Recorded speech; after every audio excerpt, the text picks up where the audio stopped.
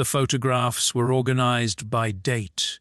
3 years of my life pinned to a wall in a room I didn't know existed in a house I thought was mine. My flashlight beam moved across them slowly, methodically, the way I'd been trained to assess any intelligence-gathering operation, because as an operation, and I was the target. There I was buying coffee at the place on 5th Street. There I was at my father's funeral, head bowed, shoulders shaking with grief I thought was private. There I was at the gym, mid-rep on the bench press, completely oblivious to whoever was watching me through the window. My hand trembled slightly, not from fear, from the controlled fury of a man who has just realized he's been prey his entire marriage. A handwritten schedule hung next to the photos. My weekly routine laid out with surgical precision. Gym and WF 6 a.m. work 8 to 6. Poker night every other Thursday with Eric. Even my grocery store chintz were logged. A map beside it showed my common routes highlighted in yellow marker. Home to work, work to gym, the shortcut I took through Henderson Park when traffic was bad. In the corner of the room sat a small cot. The sheets were wrinkled. Someone had slept here recently. Within the last day or two, judging by the faint warmth still trapped in the thin mattress when I pressed my palm against it, a notebook sat on a makeshift desk, plywood balanced on 2 sawhorses. My name was written on the cover in neat feminine script. I opened it. The first page read, Subject Profile, Daniel James Foster. What followed was a clinical dissection of everything I was. My personality traits, methodical, patient, husses, the best in people. Weakness, once committed, stays committed regardless of evidence. Loyal to a fault. My habits, my weaknesses, my relationship with my father, how close we were, how devastated I'd be when he died, how I'd likely inherit everything since I was an only child. The inheritance was underlined twice, and von Hunten Sanson, with a question mark, and the note. Confirm amount with financial records. There were sections on how to approach me. Subject responds well to vulnerability. Play up insecurity. Aiken feel protective. He likes to rescue. Notes on our first conversation at Sarah's wedding. Made initial contact using wine spill technique. Subject apologetic. Happen to buy me a drink. Perfect response. He's primed. My throat tightened as I turned the pages. Notes about our first date showed vulnerability about past relations. Subject opened up about his father's expectations. Mentioned inheritance for first time. Father comfortable, but subject doesn't care about money. Kid sign. Won't be suspicious of gold digger behavior.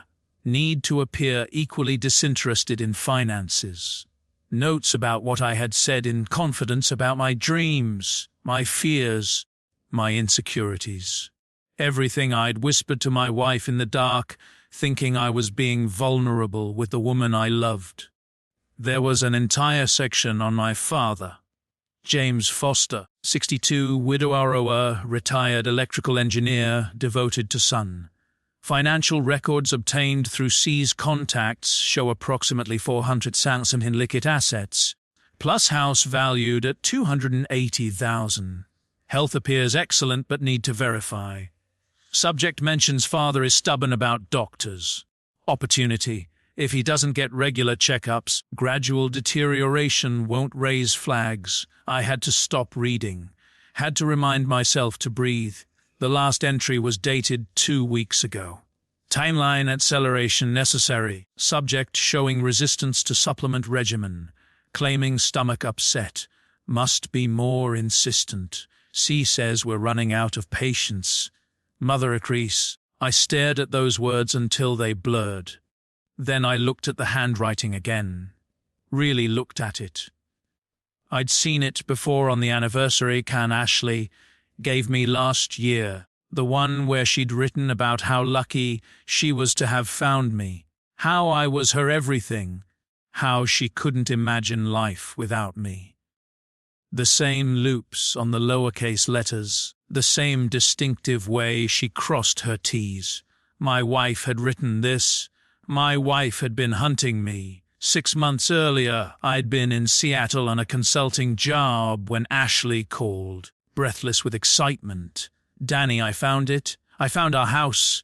I was tired. 3 weeks of 14-hour days assessing security vulnerabilities for a tech company that couldn't figure out why their competitors always seemed to be one step ahead. Spoiler: it was their CFO selling secrets to fund a gambling addiction. That one took me 4 days to crack. "That's great, babe," I said, wedging the phone between my ear and shoulder while I packed my laptop bag. "Send me the listing. I already set up a showing tomorrow. I'm not back until Thursday." "I know, but they have other offers coming in. This market is insane. I can do the walkthrough myself, take videos, send you everything. You trust me, right?" Of course, I trusted her. She was my wife. "The sellers are this adorable older couple," she continued. "The Hendersons. They're relocating to Florida to be closer to their grandkids. They're motivated, Danny. It's 40,000 under market value." That should have been my first red flag in my line of work. When something seems too good to be true, it's because someone is working very hard to make it appear that way. But I was tired and in love, and I wanted to make her happy. "If you make an offer," I said, "just have Eric look over the paperwork before we sign anything." Of course. I could hear her smile through the phone. "I'll handle everything.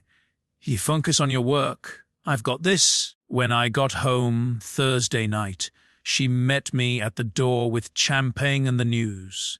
We were homeowners.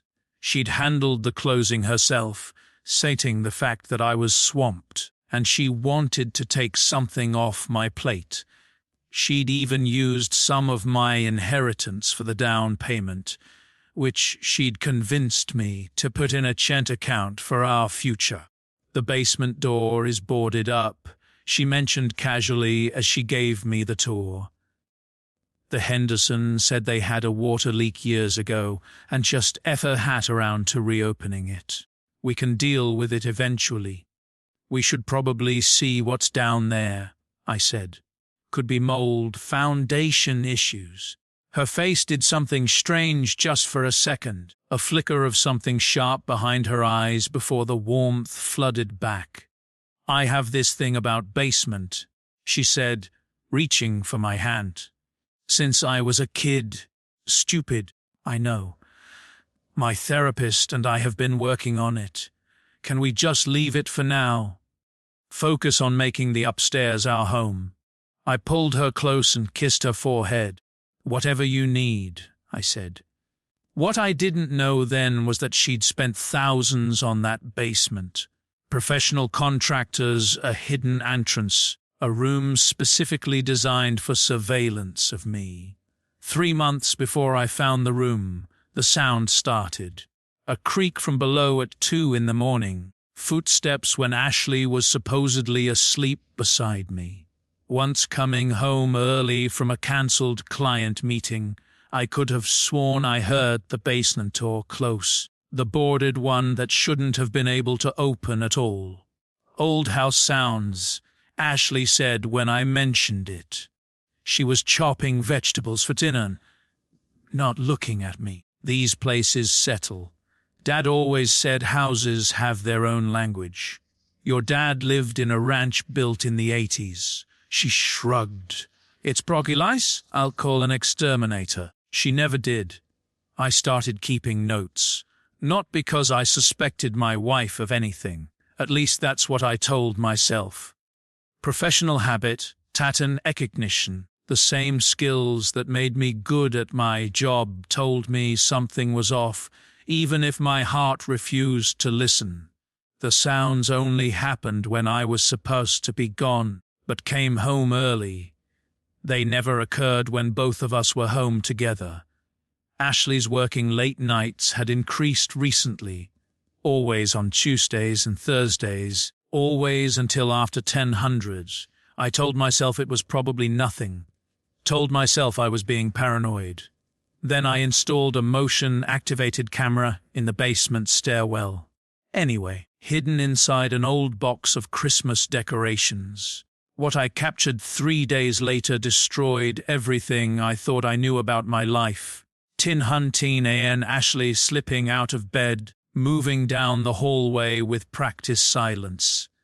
But she didn't go to the boarded door.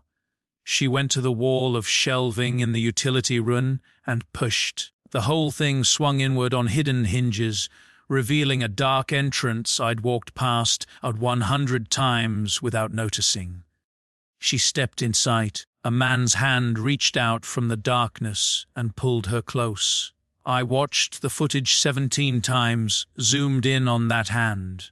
Strong male, a distinctive silver watch on the wrist. The same watch I'd seen on Connor Webb when he came to our housewarming party, when he'd shaken my hand and looked me in the eye and told me I was a lucky man. Ashley announced she was going to her mother's for the weekend. Mom's been lonely since Dad passed. I feel guilty that I don't see her more. I nodded from behind my coffee mug, giving away nothing. Tell her I said hello. You could come with me. I've got that report due Monday. You know how it is. She kissed my cheek. Her lips were soft and familiar and felt like a lie. Don't work too hard. I watched her car disappear down the street. Then I went to Wank. The hidden entrance was exactly where the camera showed it. A false wall with shelving that swung outward on a system of counterweights. The construction was professional, not some amateur weekend project. Someone had paid serious money for this. The room beyond was maybe 15 by 20 if faffed, no windows. Battery-powered anti-lights. Climate-controlled somehow. Probably connected to our EHS without my knowledge. I documented everything. Every photograph I photographed, every page of the notebook I recorded. And I found more 3-burner phones in a drawer, each with a single contact saved. One labeled C, one labeled Mom, one labeled Packish. Financial statements for an account in Ashley's maiden name, Brennan, at a bank I'd never heard of. Balance 8034 wall twills. Money I couldn't account for from any legitimate source. A life insurance policy 1.5 million payable to Ashley upon my death. My signature at the bottom forged. I'd never seen this document before, but someone had done a solid job mimicking my handwriting and correspondence, printed emails between Ashley and someone using an encrypted email service, discussing the timeline and when it's done, and making sure the pattern holds the pattern. I felt cold in a way that had nothing to do with temperature. I dug deeper into the filing cabinet and found property records. The house had been purchased through a shell company called Brennan Holdings, LLC 4 years ago, a full year before Ashley and I even met. The previous owners, the Hendersons, didn't exist. There was no elderly couple relocating to Florida. The whole story was manufactured. Ashley hadn't found this house by accident. She'd bought it before she ever knew my name, before she randomly sat next to me at Sarah's wedding and spilled wine on my jacket and laughed that perfect laugh and asked if she could buy me a drink to make up for it. Every moment of our relationship had been engineered. I was a mark. I didn't confront her. That would have been satisfying but stupid. When you discover you're being hunted, you don't announce yourself to the hunters. You study them. You learn their methods. You prepare. Then you become the thing they should have feared all along. My army intelligence training kicked in, replacing the panicked husband with the methodical analyst. I spent the next 2 weeks building my own wife. Connor Webb had owned this property for 3 years before selling it to Ashley's shell company. But the financial records showed no money changed hands. It was a transfer, not a sale. They'd manufactured paperwork to make it look legitimate, but they'd been sloppy, arrogant. They assumed no one would ever look. High school records from Cedar Ridge showed Ashley Brennan and Connor Webb dated for 2 years. She was the pretty sophomore who caught the eye at the senior quarterback. They'd broken up when she left for college, reconnected on social media, and apparently decided to start a business together. The business of taking everything from men like me. My father's death had been ruled natural causes. Heart attack at 62. Tragic, but not suspicious. He'd always worked too hard, too much stress, not much self-care. But when I started pulling at that thread, the whole tapestry unraveled. Dad's financial advisor of 20 years had been replaced 6 months before his death. The new firm, Westbrook Financial, had connections to a holding company that shared a registered agent with 3 of Connor Webb's investment properties. I attained Dad's medical records. For 40 years, his cardiac health had been excellent. Annual physicals, EKGs, the works. Then, in the last 8 months of his life, he'd started complaining of fatigue, chest tightness, irregular heartbeat. His new doctor prescribed medication, but the symptoms worsened. He died in his kitchen alone making breakfast. By the time the ambulance arrived, he was gone. I sat in my car outside the house where I'd grown up, where I'd learned to throw a baseball and build a birdhouse and be a decent man. And I let myself understand what I was actually dealing with. Ashley and Connor hadn't just married me for money. They'd killed my father to accelerate the timeline. And they were planning to kill me next. Laura Brennan lived in a modest ranch house in Millbrook about 40 minutes from our place, or it had been modest. The new Lexus SUV in the driveway suggested her financial situation had improved recently. Danielle, she seemed genuinely surprised when she opened the door. Also nervous, though she tried to hide it. Ashley didn't tell me you were coming. Wanted to surprise her. I smiled, hoping it looked natural. She's been so stressed lately. Thought I'd drive up and take you both to dinner. Oh, that's she's not here right now running errands. Mind if I wait? She couldn't say no without making it awkward. Of course, come in. I'll make coffee. The house had changed since my last visit. New furniture, new jewelry on Laura's wrists, a tennis bracelet, house more than her car payment. Either she'd come into money, or someone was paying her. I sat in her kitchen and made small talk, complimented the renovations, asked about her garden, let her relax. Ashley tells me you've been tired lately, Laura said, setting a mug in front of me. She worries about you. Job stress, you know how it is still.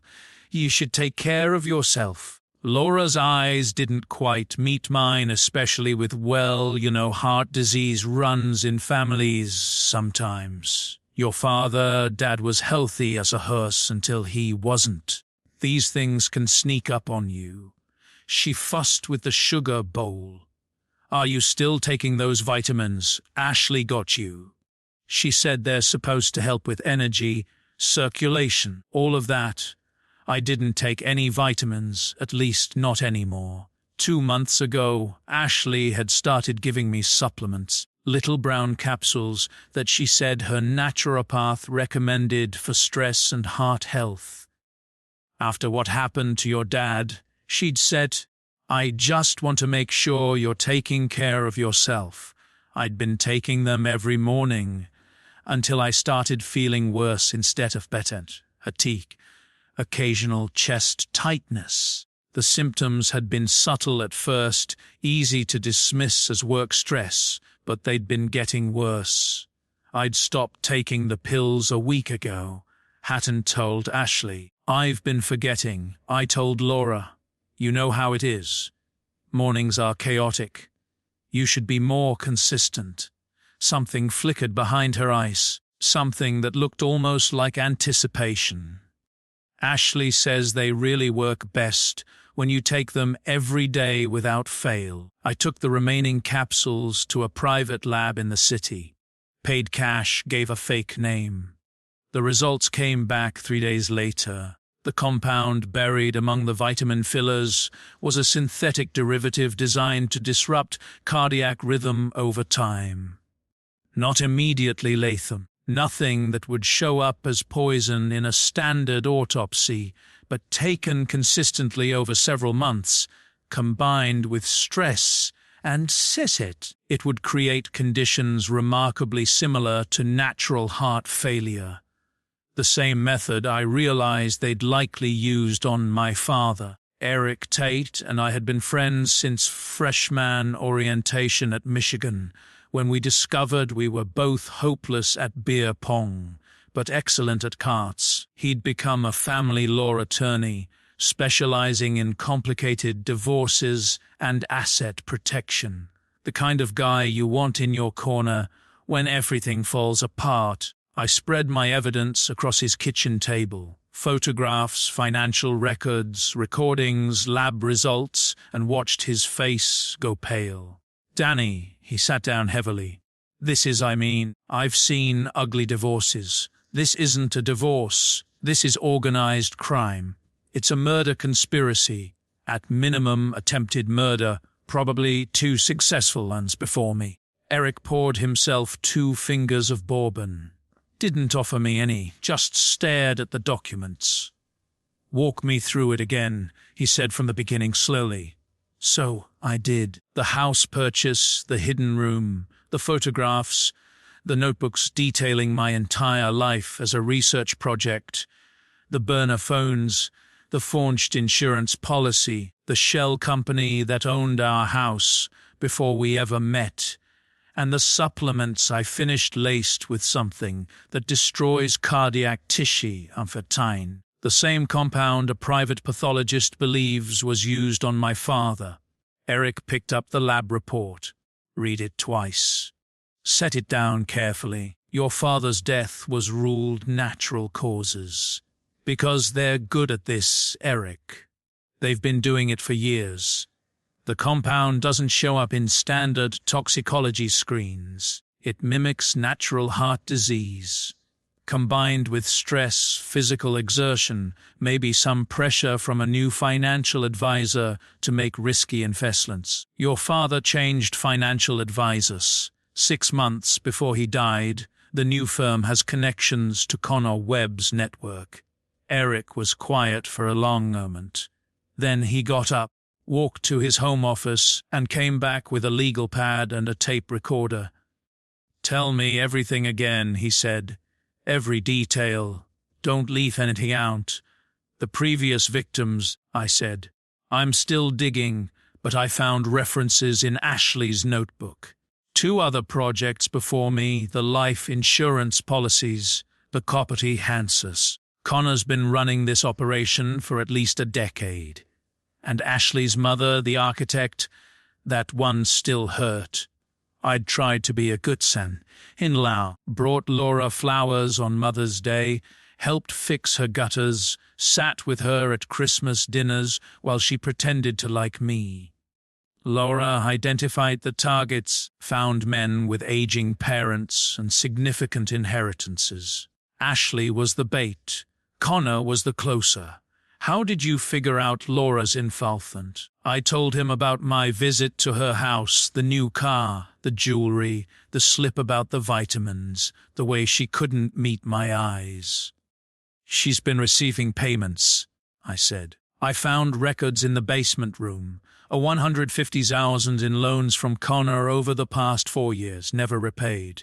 Finder's fees probably for identifying anks. Eric rubbed his temples. Danny, I don't even know what to call this. A murder ring, a family business of death. They found a system that works. Identify lonely and with money. Send in a beautiful woman. Make him fall in love. Make him feel like the luckiest guy alive. Then slowly, quietly kill him. Collect the insurance. Move on to the next one. And no one ever noticed. Why would they? Heart disease is the leading cause of death in men over 50. My father was 62, lived alone, los anneses on retirement. When he collapsed in his kitchen, nobody thought to look deeper. Just another sad story. Eric finished his bourbon, poured another. Destroy them, he nodded slowly. Legally, preferentially, but if the law fails, I've got contingencies. Danny, I'm not going to murder anyone. Eric, relax. But I need my assets protected. I need evidence preserved in a way that's admissible. And I need a strategy that doesn't just save my life, but puts them in cages for the rest of theirs. Eric drained his glass. What do you want to do? Destroy them? He nodded slowly. Legally, preferentially, but if the law fails, I've got contingencies. Danny, I'm not kind to murder anyone. Eric, relax. But I need my assets protected. I need evidence preserved in a way that's admissible, and I need a strategy that doesn't just save my life, but puts them in cages for the rest of theirs. Eric pulled out a legal pad. Okay, first thing, we freeze everything. Move your accounts, restrict your ownership, put your business assets in trusts they can't touch. You change your will tomorrow, not just remove Ashley. Make it so she's specifically disinherited and can't contest. Done. Second, we build a criminal case. You've got the supplements which proves attempted murder. You've got recordings which proves conspiracy. But you need to establish the pattern, the previous victims. That's what turns this from a domestic dispute into a RICO case.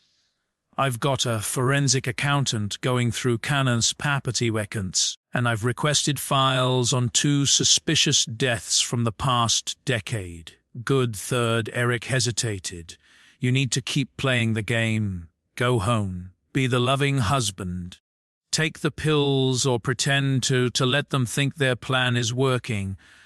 Because if they suspect, you know they'll accelerate the timeline or run. If they run, we might not catch them. And then some other poor guy. I know. I gathered the documents carefully. I've already thought about this. I'm going to give the performance of my life. The next 6 weeks were an exercise in psychological endurance. I went home, kissed Ashley at the door, told her about my day, made love to her, which was its own special torture, knowing what I knew, feeling her body against mine, watching her perform the role of devoted wife. I took the pills every morning, made sure she saw me swallow them. Then, when she left for work, I'd excuse myself to the bathroom and spit them into a plastic bag I kept hidden in my shaving kit. I acted tired, mentioned occasional chest pains. Twice I faked dizzy spells that brought Ashley running with concern painted perfectly on her face. "Baby, you need to see a doctor," she said, pressing her palm to my forehead like she was checking for fever. "I'm worried about you. I'll make an appointment." I lied. "Probably just stress. It's more than stress, Danny. Please, for me, I'll go, I promise." I never did, but I let her think I was getting worse. Meanwhile, my operation continued. I cloned Ashley's Bannon funds while she slept. Read every text message between her and Connor, between her and Laura. They were careful. No direct references to murder, but the code words were obvious once you knew what to look for. "How's the garden growing?" Connor asked in one message. "The tomatoes are almost ripe," Ashley replied. "Another few weeks, maybe less. Tomatoes," that was me, "ripe for harvesting." I recorded their conversations using a device hidden in the bedroom slunk detector. Our state allowed one-party consent, which meant I could record any conversation I was present for and anything that happened in my own home. I traced the financial connections between Connor's investment firm and my father's compromised financial advisor, found evidence that the advisor had received $50,000 in consulting fees from one of Connor's shell companies 3 months after Dad died, and I hired a forensic pathologist to review Dad's medical records, Dr. Rebecca Santos, a former medical examiner with 30 years of experience. She owed me a favor from a case I'd helped her with years ago. Her preliminary findings were devastating. Your father's symptom progression is consistent with long-term exposure to cardiotoxic compounds, she told me over a secure phone line. The sudden cardiac arrest, the rapid deterioration in his final months, the specific pattern of cardiac irregularities. I've seen this before. It doesn't prove poisoning, especially with the body cremated, but it establishes a medical pattern. Combined with the supplements you gave me for analysis, they're using the same method, identical compounds. If I were testifying, I'd say it's beyond reasonable doubt that whoever made those pills knew exactly what they were doing and intended the same outcome. I had enough almost. The family dinner was Ashley's idea. Mom's been feeling disconnected from us, she said over breakfast. I thought we could have her over an icing, maybe play some cards like we used to. Sounds good. I smiled at my wife. This weekend, Saturday night, it's a date. I spent the week predicting for what would happen during it. The recording device in the smoke detector was supplemented by 3 additional microphones placed throughout the house. I wanted full coverage. I wanted every whispered word captured. And I planned my collapse down to the second. Saturday night, Laura arrived at 6:00.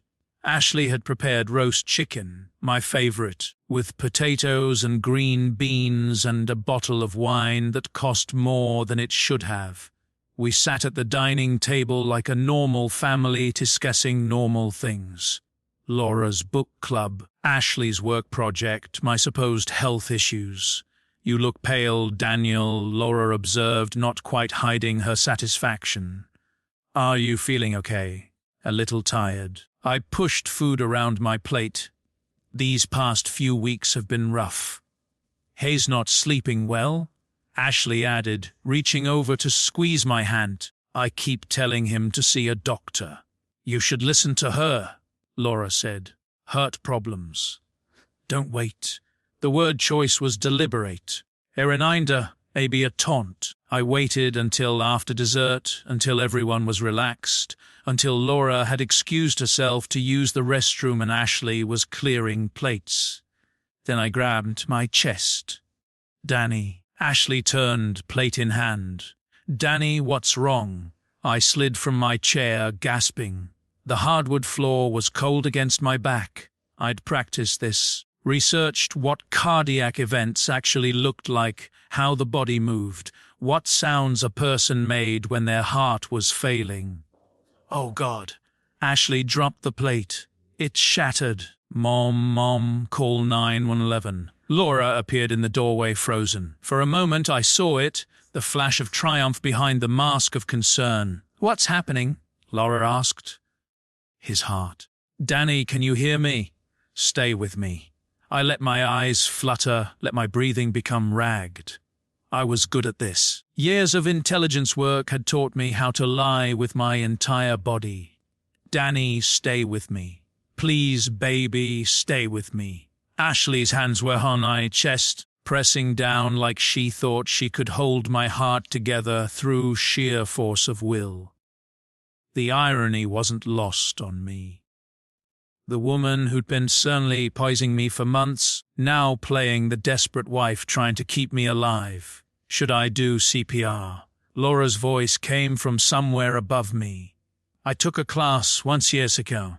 He's breathing, Mom. He's still breathing. Oh God, what do I do? I made a choking sound. Let my body convulse slightly. Danny, Ashley screamed. Danny, can you hear me? Squeeze my hand if you can hear me. I gave her fingers a weak pressure, just enough to sell it. He's responsive. She was crying now. The tears were real. I could feel them dropping onto my face. But they weren't tears of grief. They were tears of frustration, of fear that the plan was moving faster than she'd prepared for. I'm calling 911. Wait! Laura grabbed her arm. Wait, Mom, what is it happening already? There it was, the crack in the facade.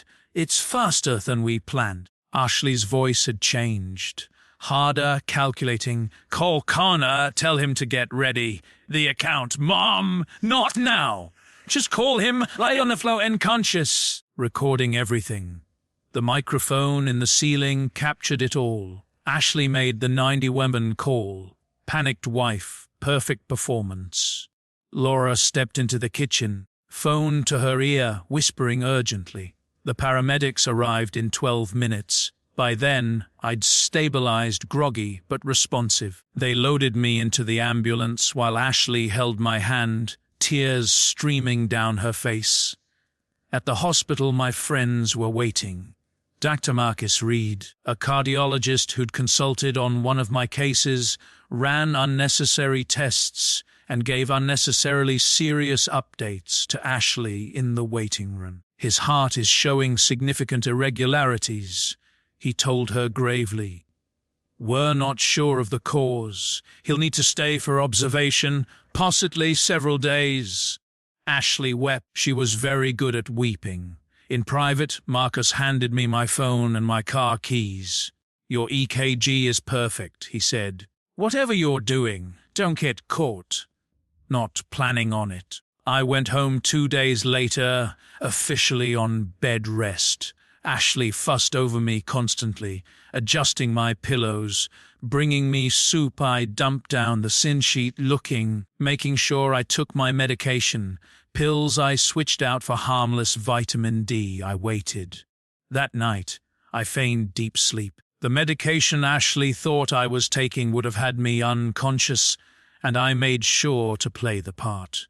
Breathing slow and even, body slack and responsive to light stimulus. At 200 a.m. I felt the mattress shift, Ashley slipping out of bed with practiced silence. I counted to 30, then followed. She didn't know I'd been mapping the house's sounds for weeks. Which floorboards creaked, which stairs groaned, where to step to move silently. I shadowed her down the hallway, keeping to the edges, using the darkness. The hidden entrance swung open. Light spilled from within. I crept closer, pressed myself against the wall, and listened. How much longer?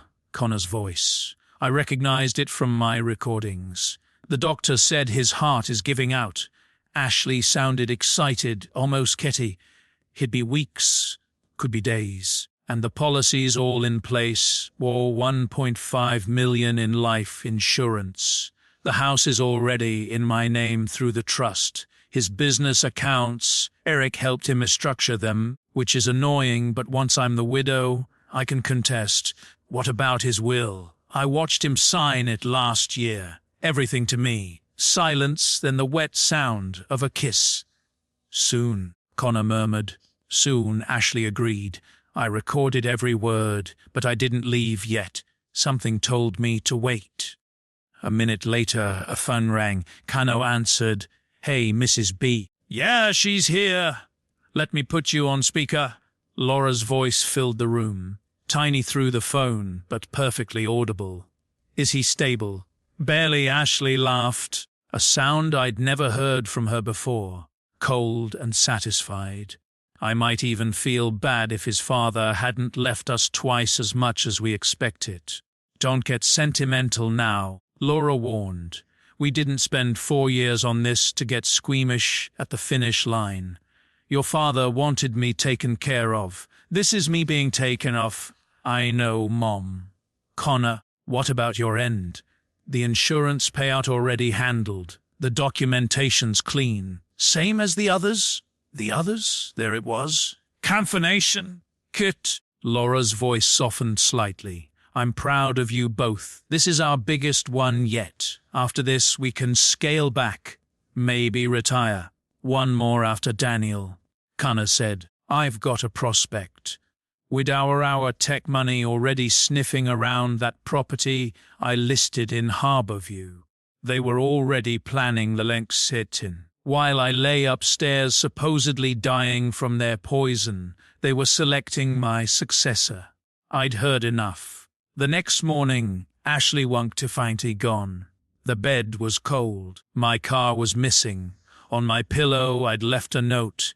Needed air. Going for a drive. Love you. I didn't come back. From Eric's office downtown. I watched my security cameras capture the chaos. Ashley calling my phone straight to voicemail. Ashley calling Connor. Ashley calling Laura. The three of them tearing apart the hidden room, discovering the empty spaces where the evidence had been. I'd taken everything, the notebooks, the phones, the photographs, the supplements, the financial documents, and in their place, I'd left a single printed page with 3 words. I know everything. What followed was 6 months of systematic demolition, financial warfare. Eric filed emergency motions freezing all joint accounts, citing documented evidence of fraud and conspiracy. The funds in these accounts were acquired through fraudulent inducement of marriage. His filing rate, respondent Ashley Foster entered into the marriage with criminal intent, and any community property claims are therefore void. The judge granted the freeze within 48 hours. Ashley's shell company was exposed in court filings, triggering an ownership dispute on the house. I didn't want the house. I never wanted to step foot in it again. But I wanted to make sure she couldn't sell it, couldn't profit from the property she'd bought specifically to facilitate my murder. The IRS received an anonymous but meticulously documented complaint about Connor Webb's financial irregularities, including unreported income from suspicious property transfers, unreported assets in offshore accounts, and structuring violations from his habit of making cash deposits just under the reporting threshold. The federal tax code has teeth when you know where to point them. Legal warfare. I filed for annulment based on fraudulent inducement. The marriage was void from the start because it was obtained through deception. The respondent, my filing stated, began planning her relationship with the petitioner at least 1 year prior to their first meeting, acquired property specifically intended to facilitate surveillance of the petitioner, and entered into the marriage with the express intention of murdering the petitioner for financial gain. The criminal complaint for attempted murder included the supplements, the pathologist's report, and 53 minutes of recorded conversations.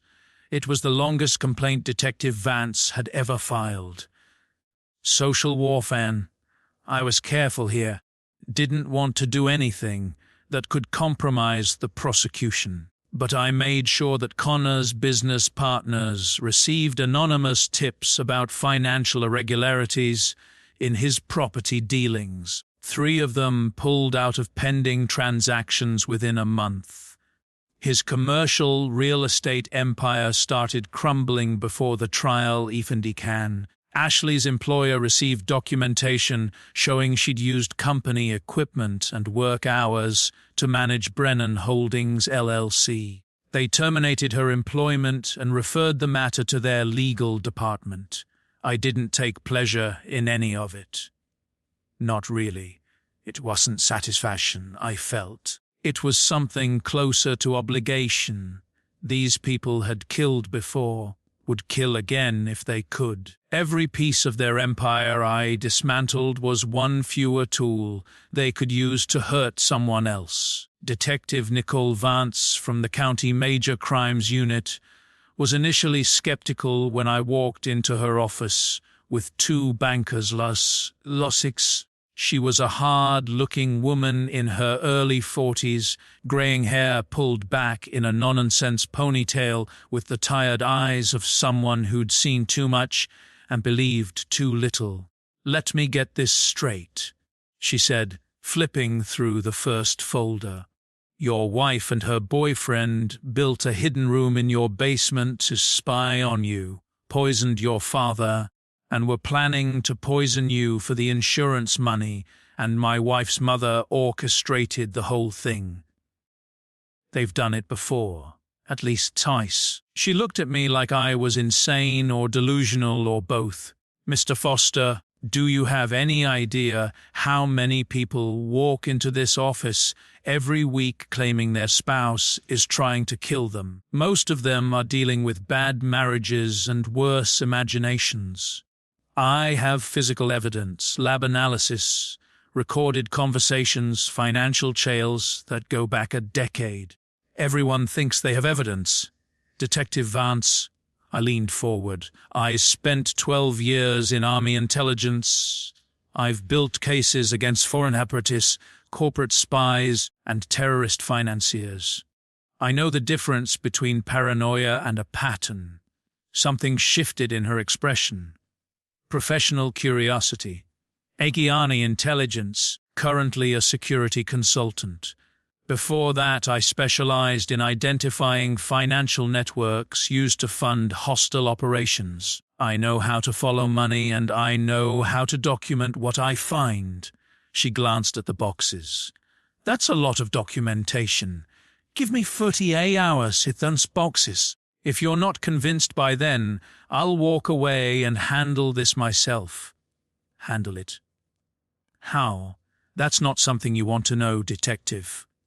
But I'd prefer to do this the right way. I'd prefer to see them in prison, not in the ground. But one way or another, they're going to pay for what they did to my father." She studied me for a long moment, then she reached for the first box. 72 hours, she said. "And if this turns out to be some kind of elaborate revenge fantasy, I'm charging you with filing a false report." "Fair enough." She gave me 72. At the end of it, she had a warrant for Connor Webb's properties. In Connor's office safe, they found files on 4 previous operations. 2 had been successful men named Gregory Palmer and Richard Annesley, both dead of apparent cardiac events, both leaving substantial insurance payouts to their grieving widows. 2 had been abandoned mid-operation when the targets proved too difficult or suspicious. Gregory Palmer had been a pharmaceutical sales rep, 61 years old, recently widowed with a $1.2 million insurance policy through his employer. He'd met a woman named Monica through a real estate showing, one of Connor's properties, and married her after an 8-month courtship. 14 months later, he collapsed at a company retreat. Heart attack. Monica collected the insurance, disappeared to Mexico, and sent Connor his cut. Richard Annesley had been a retired professor, 58, never married, with substantial retirement savings and no close family. He'd become involved with a woman named Jennifer, another Connor recruit, and they'd begun discussing marriage when his heart condition killed him. Jennifer sold his house, cashed out his accounts, and moved to Europe. The abandoned cases were equally chilling. One target had become suspicious and hired a private investigator who found nothing because Connor was good at covering his tracks, but the scrutiny made them nervous enough to walk away. Another target had turned out to have a complicated family situation that made the payout too uncertain to be worth the risk. This wasn't just a conspiracy. It was a business, a cottage industry of death. Ashley hadn't been Connor's only partner. There had been another woman before her, a brunette named Monica, who'd retired to Mexico with her share of the proceeds. Connor was a serial predator. Ashley was his protégé, Laura was the scout, the one who identified vulnerable marks, men with money, with aging relatives, with trusting hearts. My father had been selected because he fit the profile. I'd been selected as his only heir. Detective Vance called me after the search was complete. "I've been doing this for 18 years, she said. "I've seen serial killers. I've seen organized crime. I've never seen anything quite like this. How many total that we can prove? 4 that we suspect. At least 2 more. We're still going through the files." The arrests happened simultaneously on a Tuesday morning in March. It was raining. I remember that. A cold, steady downpour that felt oppressive somehow, like the weather knew what kind of day it was. Ashley was taken from her mother's house at 6:00 a.m., still in her pajamas, screaming that there had been some mistake. The officers reported that she tried to run at first out the back door into the yard before they caught her. She scratched one of them badly enough that they added resisting arrest to her charges. Connor was arrested at his office at 6:03 a.m., where he'd been eating with a new client, an undercover officer posing as a wealthy widower. Connor had been showing the officer pictures of available properties, talking about investment opportunities, already laying the groundwork for another operation. He'd been so confident, so sure he'd never get caught. Laura went into custody an hour later. She didn't scream. She didn't protest. She just looked at the officers with a kind of weary resignation, like she'd always known this day would come. When they read her rights, she nodded slowly and said, "I understand, nothing else. The charges: conspiracy to commit murder, attempted murder, insurance fraud, wire fraud. For Ashley and Connor, additional charges for the deaths of Gregory Palmer and Richard Annesley." From Eric's office, I watched the news footage of Ashley being lent to the patrol car in handcuffs. Her hair was messy. Her eyes were red.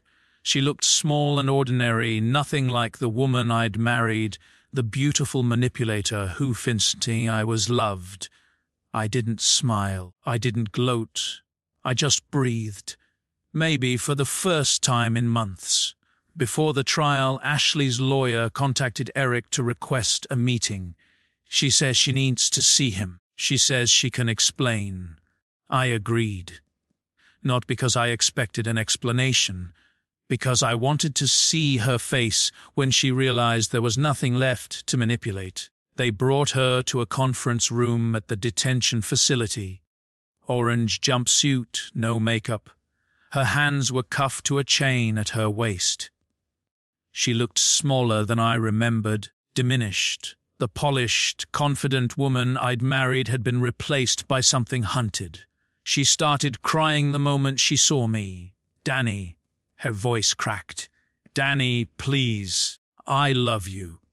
Whatever you think happened, I found the room. Ashley, that wasn't I have the notebooks in your handwriting. I have recordings of you planning my death with Connor. I have the supplements you were using to kill me. The same method you used on my father. That's not true." She leaned forward, eyes wet and clating.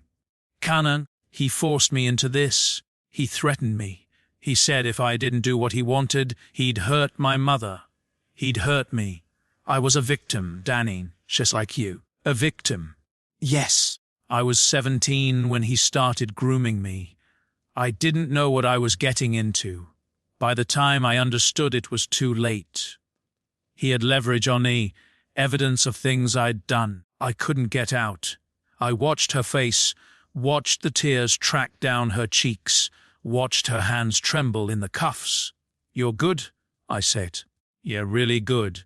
Even now, even knowing what I know, there's a part of me that wants to believe you.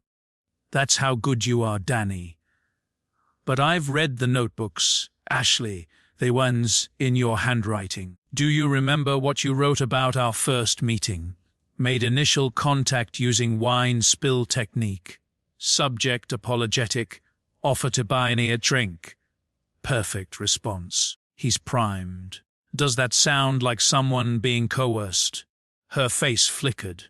Just for a second, I saw the real person underneath calculating, assessing, looking for an angle. That's Connor made me write those. He wanted documentation, and the entry about my father. If he doesn't get regular checkups, gradual deterioration won't raise flags. Did Connor make you write that too?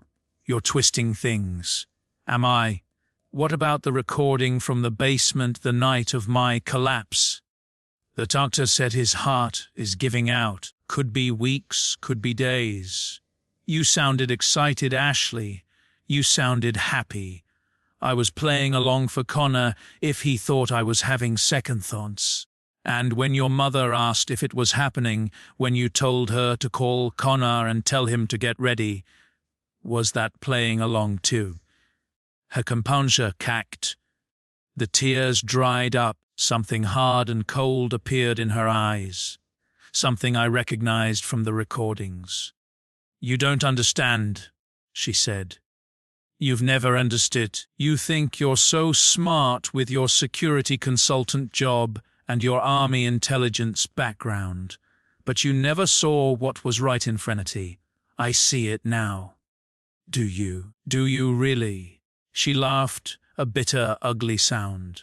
You were so desperate for someone to love you, so desperate to believe that a beautiful woman would actually want someone like you. Your father was the same way, so trusting, so eager to believe the best in people. Don't talk about my father. Why not? I knew him better than you think. Visited him twice before he died. He was lonely, Danny, just like you. He talked about you constantly, how proud he was, how he wished you'd settle down, how he hoped you'd find someone special. She smiled. He was so happy when I told him we were engaged. He said I was exactly what you needed. My hands tightened on the table. You met my father. Connor thought it would be too risky if I shunned out after he died. Better to establish a relationship early. So I visited, brought him cookies, listened to his stories, made him feel less alone.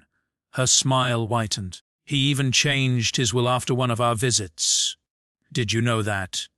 Added a clause about his assets passing to any future grandchildren. He was so optimistic about our future. You poisoned him. I adjusted his supplements, the ones his new financial advisor recommended for heart health. He took them every morning just like you did because that's what people like you do. You trust. You believe. You make it so easy. You're confessing to murder. I'm telling you the truth. Finally, because it doesn't matter anymore. You've won, Danny. Congratulations. You get to watch me rot in prison and feel righteous about it. But I want you to know something. She leaned forward, eyes locked on mine. You were supposed to be easy. You were supposed to be grateful, son, like even looked at you. Your father's money was supposed to set us up for life. You were supposed to die before you ever figured it out. But you didn't, and now we're both going to spend the rest of our lives in cages. You in your lonely apartment. Me in a cell. Neither of us gets to be free. I stood, straightened my jacket. I'm not my father, Ashley. He would have forgiven you. He would have tried to understand. He would have looked for the good in you even now. I walked to the door. But I'm not him, and in 6 months, when you're sitting in a cell for the rest of your life, I want you to remember something. I turned back, met her eyes. You thought you were hunting me. You thought I was prey, but I was playing your game before you even knew it was a game. Every time you thought you were winning, I was watching, learning, preparing. Danny, you're going to die in prison, Ashley. Not from poison, not from some engineered accident. from time, slow, ordinary time, and no one is gonna care. No one is going to remember you. You're gonna become nothing. I opened the door. That's not revenge, I said. That's just what you deserve, she screamed after me as I walked away. Ugly, wordless sounds that echoed off the concrete walls. I didn't lean back. The trial lasted 4 weeks. I testified for 2 days, calm, detailed, emotionless. I walked the jury through every piece of evidence, every recording, every connection. I showed them how the operation worked. I introduced them to Gregory Palmer's daughter, a woman named Sarah, who'd always suspected something was wrong with her father's sudden death. She'd hired private investigators, pushed for an autopsy, been dismissed as a grieving daughter who couldn't accept natural causes. I knew something wasn't right. Sarah told the court, her voice breaking. My father was healthy. He hiked. He swam. He just passed a complete physical 3 months before he died. And then suddenly his heart just stopped, and his new wife was already asking about the insurance payout before they'd even scheduled the funeral. The prosecutor walked her through the timeline. Gregory Palmer had met a woman named Monica through a real estate transaction, a property Connor Webb had listed. They dated for 8 months, married quickly, and within a year, Gregory was dead. Monica had collected $600,000 in life insurance and disappeared to Mexico. The same pattern, different victims. I showed them the financial trail that connected Connor Webb to 4 separate accidental deaths across 3 states. The shell companies, the property transfers, the timing that was too perfect to be coincidence. Connor's defense tried to claim Ashley had manipulated him.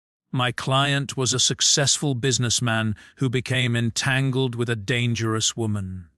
His lawyer argued he had no knowledge of any poisoning. He thought he was simply conducting real estate transactions. Real estate transactions don't involve hidden rooms and surveillance equipment. The prosecutor responded. They don't involve burner phones with coded messages about ripening tomatoes. They don't involve 150,000 in unreported payments to the mother of your partner. Ashley's defense tried to claim Connor had manipulated her. My client was a young woman groomed from high school by a predatory older man who trained her to participate in his schemes. She had no choice. She was afraid of what would happen if she refused. Your client wrote detailed notebooks, planning the murder of her husband. The prosecutor said in her own handwriting. She purchased a house through a shell company a year before she even met him. She personally administered poison capsules. She married him knowing she intended to kill him. This wasn't coercion. This was partnership. Laura's defense tried to claim she didn't understand what was happening, that she thought it was just financial fraud, that she never knew anyone would get hurt. Mrs. Brennan, the prosecutor said during cross-examination, on the night your son-in-law collapsed, you were recorded saying, "Is it happening already? What did you think was happening?" Laura's face went pale. I don't recall saying that. We have audio recordings, Mrs. Brennan. You also asked about the account. What account? I don't remember. You've received 150,000 from Connor Webb over 4 years. Payments that coincide with the murders of Gregory Palmer and Richard Annesley. Can you explain that? They were loans. You never repaid them. I intended to.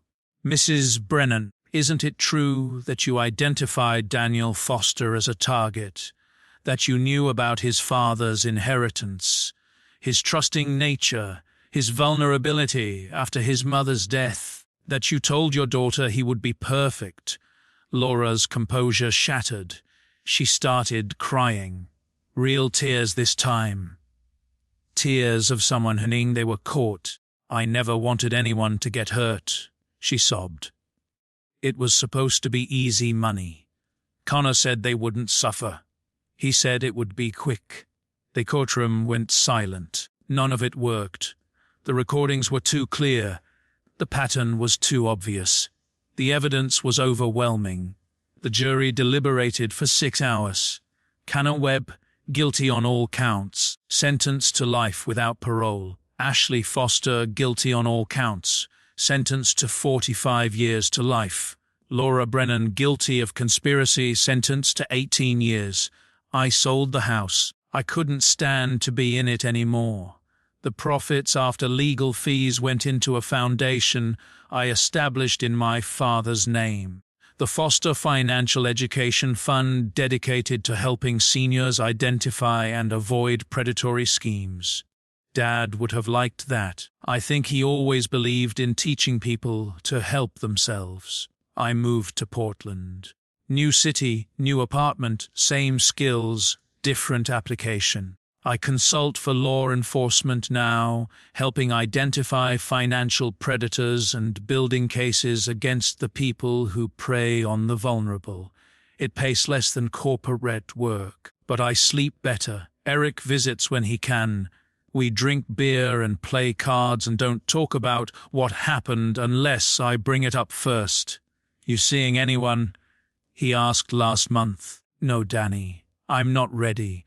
Maybe I won't ever be. I need to trust my own judgment again before I trust anyone else. He didn't push. He's just a good friend. Last Tuesday, I visited my father's grave for the first time since the funeral.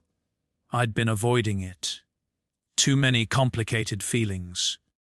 Too much guilt about what I hadn't seen, what I hadn't protected him from. I sat on the grass for an hour, told him everything. The whole story, start to finish. The room, the poison, the recordings, the trial. I'm sorry, I said finally. I should have been paying more attention. I should have protected you. The wind rustled through the oak trees. Somewhere nearby a bird called. But I got them. I continued. All of them. They're going to spend the rest of their lives in cells thinking about what they did. And I'm going to spend mine making sure no one else has to go through this. I left a letter weighted down with a stone. Everything I couldn't say out loud written in my own handwriting. Then I walked away and I didn't look back. I got home that night to find a letter in my mailbox. No return address, no postmark. Someone had hand-delivered it. Inside was a single photograph. Me 4 months ago walking to my new yacht. I'm in city, I knew life. On the back, in handwriting I'd never seen before, 3 words. Connor had partners. I stood in my kitchen, staring at those words, feeling the familiar cold settle into my chest. This wasn't over. I walked to my desk, opened the bottom drawer. Inside files, notebooks, recording equipment, the tools of the trade I'd humped to leave behind. I pulled out a fresh legal pad and a pen. Then I started writing.